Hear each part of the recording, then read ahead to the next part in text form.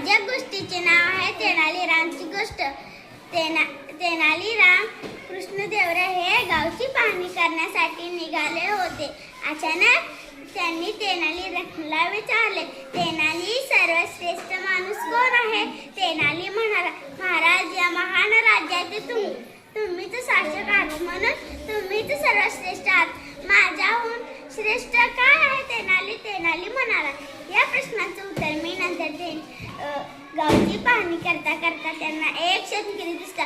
तो विहीर खोदण्यात इतका मग्न झाला होता की त्याचे राजाकडे लक्षही गेले नाही.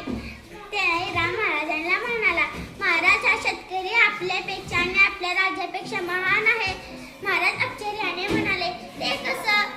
महाराज, हा शेतकरी गरीब आहे. तो स्वतःच्या हिताचा विचार करत नाही, तर गावातील सर्वांच्या हिताचा विचार करत आहे. तो फक्त स्वतःसाठी नव्हे तर सर्वांसाठी विहीर खोदत आहे. तो फक्त स्वतःसाठी नव्हे तर सर्वांसाठी विहीर खोदत आहे. जी व्यक्ती स्वतःचे हित बाजूला सारून